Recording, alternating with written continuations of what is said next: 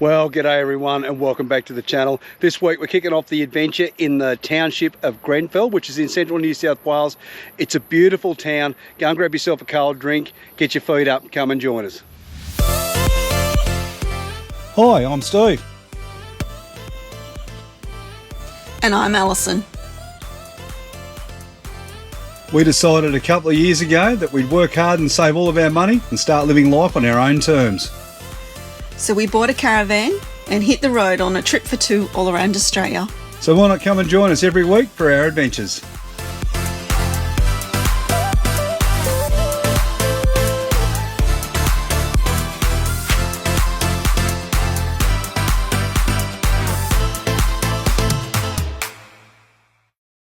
Well, just like we said in the intro, we've made our way down to Grenfell. It's an historic town, and we're staying in a donation camp, which is equally as beautiful, isn't it, Al? It is quite lovely.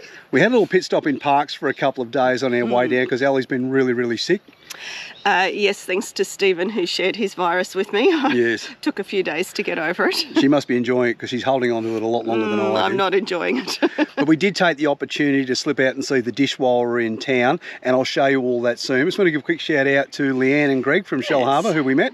Yes, we did. That was really nice, just on the side of the road, but I was doing some sneaky droning just outside the drone zone. Yeah, that was great. But anyway, we made our way down here to Grenfell this morning. Our intention is to stay here a couple of days and have a look around, and there's so much to see. There's solo art. It's the birthplace of Henry Lawson. Yes. Historical railways everywhere that you look in the direction of town. Yes, and they have a very good mention by the look of it, so they've got lots to see as well. They certainly do. So let me show you around where we're staying.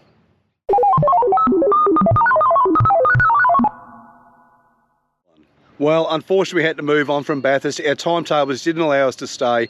It is such a beautiful town and we really look forward to returning there one day and exploring it fully. Big shout out to Lachlan, he spotted us when we were in town. I arrived here in Parks and there was an email in my inbox that just said, "G'day mate, saw you in Bathurst today, hope you enjoy the town." We certainly will go back and enjoy it, mate. You should have pulled me over. Always have a couple of cold beers in the back of the fridge somewhere. Anyway, we've come down to Parks. I'll give you a bit of a look around in the moment, but the main reason for coming down here is we're going to explore another one of Australia's big icons. We're going to go and check out the dish. So here's our site here, $25 a night, all powered at the Park Showground. It's quite a nice place. Ali and I have stayed here before. In fact, we stayed in this exact same spot. We're just over there on that grassed area in a swag about 3 years ago. It absolutely pelted down with rain. We woke up in about 8 inches of water. It wasn't the most pleasant camping trip we've ever been on, but it's still an adventure. But yeah, this is a great one here. There's plenty of room for, you know, any sort of setup. There's a toilet block over there, showers. There's also some located over the back, and of course there's plenty of horse stables and stuff, and you do see a lot of horses and things come in. But it is a nice place to come and stay. It's very central to Parks itself. It's about a 5-minute drive up to Woolies and petrol stations and all those sorts of things. So let me share something with you which is absolutely and totally weird. Where Ali and I come from in Brisbane, we don't see them. Up in the Territory, I don't think we saw any. We certainly didn't see any up in northern Queensland or any of the other places that we've been to, but we've come down to central New South Wales, and for the first time in a long time there is sheep everywhere. Here's a couple here. Geez, it's weird, the small things that excite you when you're travelling.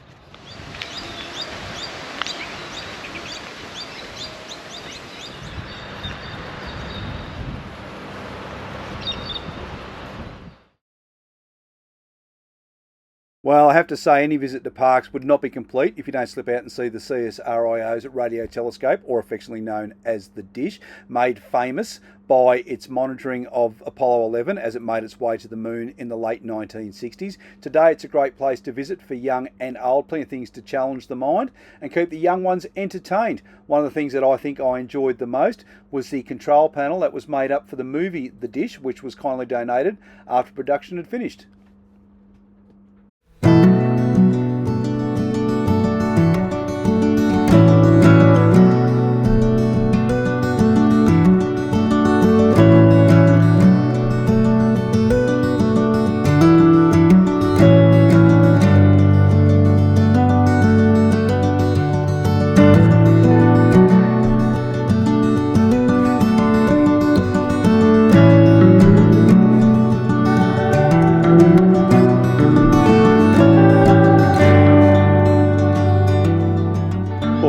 is our spot in Grenfell. What a beautiful place. We're staying in the Lions Railway Park. It's a donation camp, but there's plenty of green areas that you can just go and set your caravan up on top of, or your camper trailer, or whatever it is that you've got. Lots of trees. You can stay here for a maximum of 3 days, and all the things that you might need when you're living off grid are available here. So just over here in the shed, there's a water tap over there, and we've already used that, and we fill your caravan up with water over there. There's a dump point a little bit further down the road, and then you've got some stuff to look at. So you've got the old railway station over here. Here's the showers and toilet block. That's also where you make your donations. There's a box just inside the toilet door as you go in that you can put your donation into. And then our site, and then you go a little bit further down and you'll find the men's shed, and there's lots of quirky statues and things you can walk around and admire over there.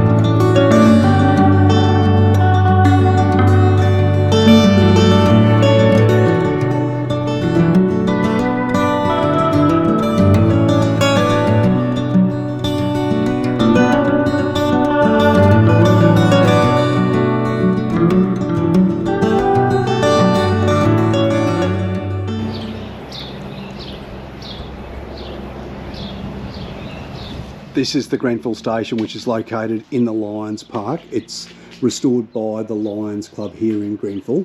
It's a beautiful old station. I really enjoy seeing these. We travel around and we see them in so many places. And a credit to a lot of the local communities. They really spend some time to make sure these are done up so they can be enjoyed by other generations to come. But just the old school nature of it, like the ladies' room. There was, very, very different to the world that we live in today. But nevertheless, a beautiful station, and the donations that you make by staying in the free camp go towards things like the restoration of the carriage that you can see in front of you, which is in fact a first class carriage. They travelled a little bit harder back in those days.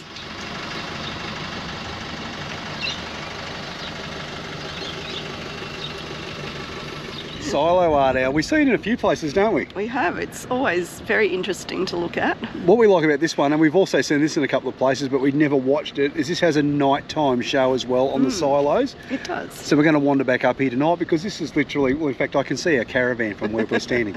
So we can walk up here tonight and just film that. That should be good, shouldn't it? It will be, given that the storm doesn't interfere with the nighttime show. Oh yeah, there's a massive storm heading towards us at the moment. I'll show you.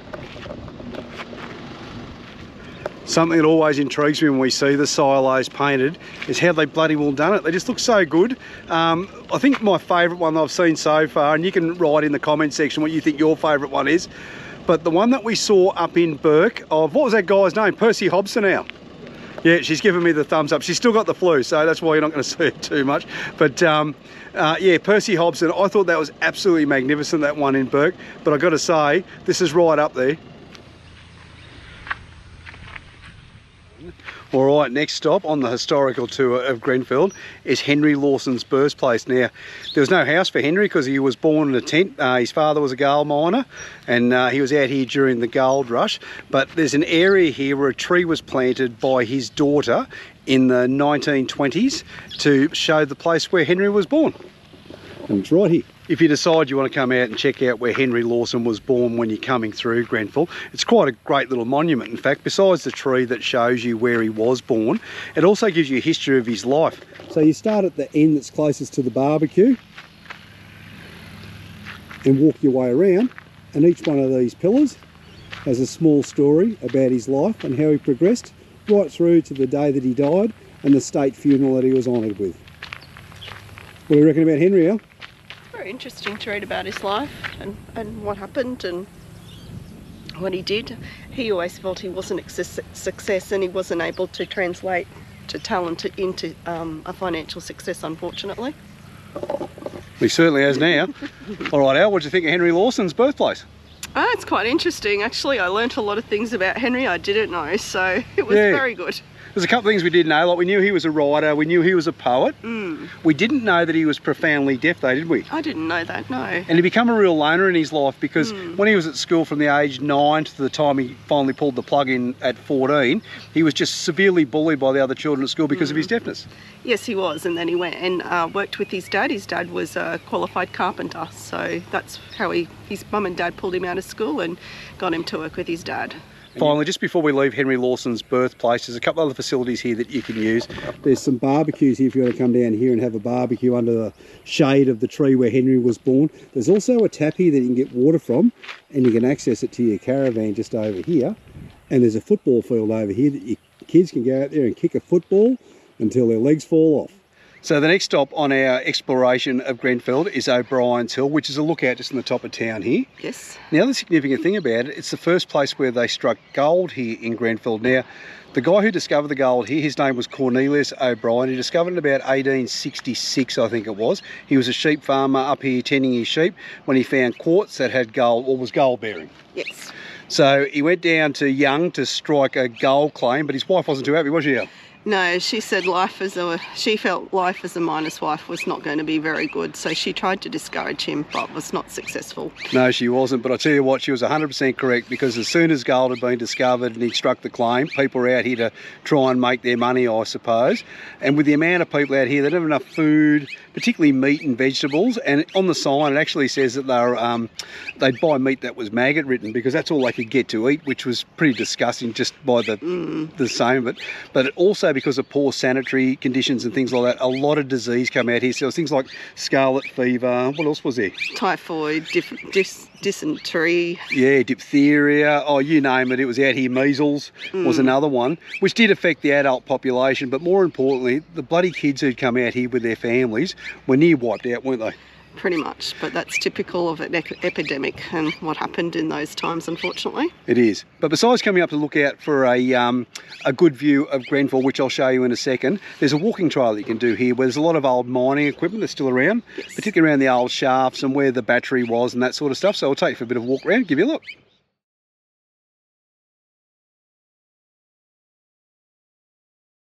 Okay, I don't know how clearly you'll be able to see this because I've got it double fenced, but I'll hold the camera up and see if I can see over the top there. But this is one of the mine shafts.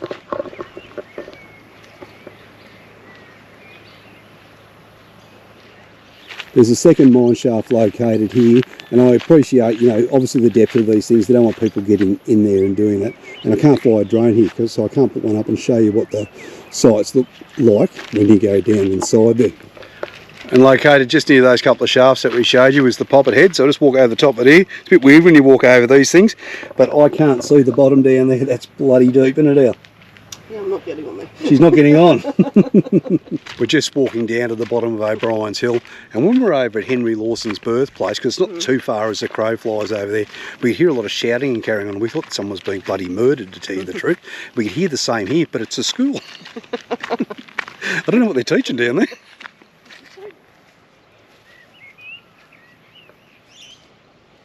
So here's another ore press. We saw one of these when we were up in Cephalla the other day, much smaller than this one. This one's quite large.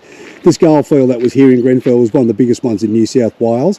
I think we saw a press very similar to this one. We're up in the Northern Territory near Pussycat Flats. But as I said, I think in the last episode, these were designed to pound the rocks into dust so they could extract the gold ore. So that's our walk around O'Brien's Hill. Plenty of things to see and do as you go around, isn't there, Al? There's lots to see and do. Yeah, there's lots of old mine equipment here. A couple of things I suppose you need to be worried about if you've got some kids here. There's a lot of sharp metal and stuff which is rusted out, so I'll be a little bit mindful of that, but it's well worth the experience and the education to come down and have a bit of a look. Yes. The storm's starting to close in now, so we're going to pack up for the day and start heading back towards the van. But what we'll do on our way back into town is just go for a drive through the main street. That should be pretty interesting. I always love going through the main streets of towns. They often keep the facade, the architectural facade of when it was originally built. So it's quite beautiful to see. Yeah, we really enjoy those sorts of things when we get the opportunity to see them. But there's plenty of other things to do if you come into Grenfell. And there's plenty of other things to see. If you're into your chargers, particularly those who love a Hemi, there's a Chrysler museum here. You can go and check it out. And there's also plenty of botanic gardens and all those sorts of things. If you just want to spend the day or have some lunch on your way through. We went for a drive through the main street. There's nothing like walking it, so we'll go for a bit of a walk and check it out. Got to say, I was really happy that we took a walk through the main street at Grenfell. It's a beautiful old town, lots of old buildings, lots of old shops to see. This bank here was made in 1890, obviously a remnant from the gold rush days. Something I thought that was really nice in town was these photos of how the town once looked, and in particular this photo because it shows you how it was as opposed to how it is today. One of the things that Ali and I always like to do when we come to town is go and visit their memorial, just have a look at the sacrifice that each of these small communities made during some of the wars that we've fought in the past. And the other thing about Grenfell is you will get your fill of Henry Lawson, and if that's not enough, you can sit down on the park bench and get a photo with the great man himself. Exactly as we expected, the streets of Grenfell are absolutely beautiful to walk through, particularly through the main part of town here, aren't they? How beautiful. Yes. One thing I'm going to say from a beer drinker's point of view, I saw 5 or 6 pubs down through the street, the Albion, the Criterion, the Royal, the Railway. There's one other, I can't remember what the name of it was. But something about this town that's different to a lot of others that we go to, they're all bloody open.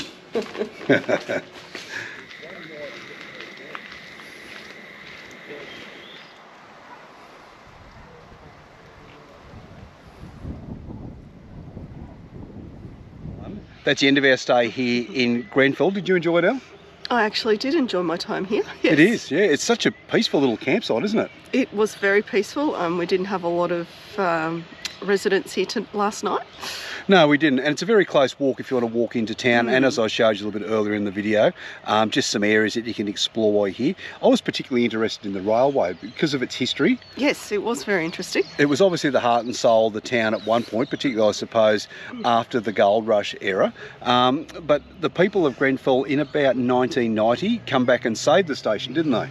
They did, yes. They didn't want it to go to the same fate as one of their neighbouring towns where it was demolished. So the Lions, or the community in the line, driven by the Lions group, got together, and since about the 1990s have been slowly restoring it. And we are the lucky recipients of their wonderful work. That's right. So our donation for staying here for the night goes towards that and some other things inside the local community. Keeps it going. Yeah, I think we showed you on the channel before. We save some tin cans as we travel around for rainy days. Sometimes it's washing and sometimes it's just for donation camps. So I think we've got about $7 or $8 here that we've got in coin that Allison's throwing away at the moment, which will go slip into the donation box just to thank the community for our stay. Well, that's it for this week's episode. Ali and I really hope you enjoyed it. Come and join us next week. We head into Cowra to check out the infamous Cowra breakout before heading into some of the wettest weather that we've experienced on our big lap so far. If you liked today's episode, make sure you give us a like before you go. If you've got any questions on today's episode, hit us up in the comment section. And of course, as usual, if you haven't already subscribed to our channel, please consider doing so because it really allows our channel to grow. But until next week, you guys have yourselves a great week. We can't wait to see you. We'll see you then.